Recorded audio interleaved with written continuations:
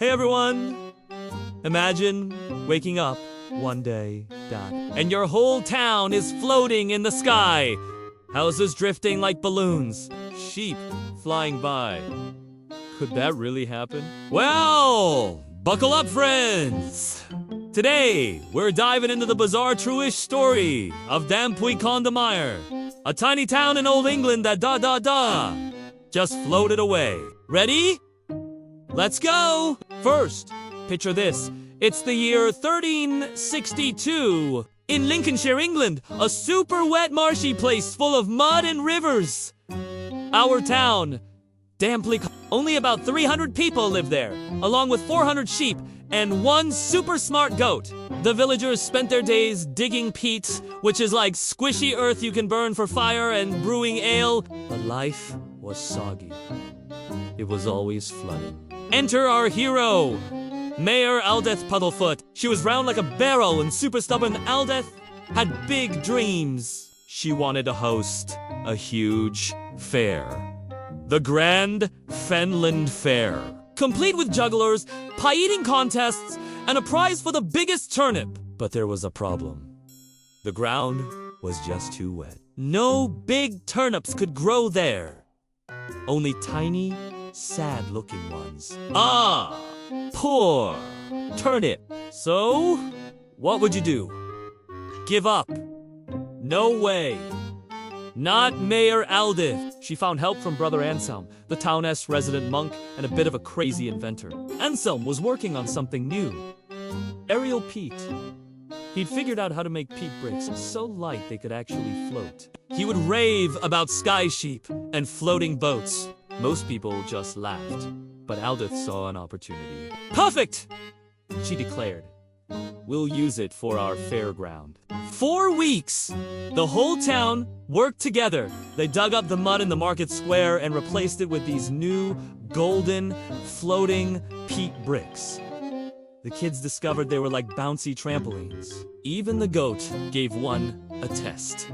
Look, it lifted right off the ground for 3 whole seconds before landing softly with a bioing. The fair was almost ready, but then a huge storm hit. They called it the Great Squelch. Rain poured down like waterfalls. At the stroke of midnight, all that water soaked into the special peat dot, and something incredible happened. The peat started to grow, the ground began to shake, and then the entire market square started to lift. Boom. The whole town floated 70 feet up into the air. Fishermen out on the river looked up, their jaws dropping in disbelief. Mayor Aldith, standing on a roof in her nightcap, just waved a big spoon and shouted, "Hold on, everyone!" The goat, from its perch in the church tower, bleated like a champion, and Brother Anselm, hugging the weather vane, yelled, "Science wins!" Did they panic? Nope. They got smart fast. The villagers started charging people pennies for a sky-high view of the town. Tourists loved it. The blacksmith lowered a bucket on a long rope to get water. The baker found his bread puffed up extra big in the high altitude. Everyone cheered for fluffy loaves. But geography had other plans. A powerful gust of windlets. Call it Wanderlust Willie blew in. The main anchor rope snapped, and that's our first big twist. The town of Dampuy cast off on an adventure. Where will it go? Keep watching. But wait, there's more floating fun ahead. On day 1 of drifting, Dampuy sailed south at a gentle 3 miles per hour as it floated over the marshes. Ducks scattered in every direction. When it passed over the city Peterborough, the church bells rang in a panic. The people below thought it was the end of the world. But nope, it was just our floating friend saying hello. This went on for 11 days. Food supplies started to get low. The ale began to go a bit yucky. But Mayor Aldith rallied everyone. "We're not lost," she announced. "We're explorers." Life in the sky was full of surprises. Birds started building nests in the cottage roofs. Bossy seagulls flew in and tried to take over. Then, they faced their biggest challenge yet. The tidal bore. A giant wall of water from the sea was rushing towards them. Was this the end? Crash? Nope. The Bouncy Pete acted like a giant sponge. Bounce! Bounce! They surfed the giant wave right out to sea. Can you believe it? The entire town surfing into the North Sea like a big cork.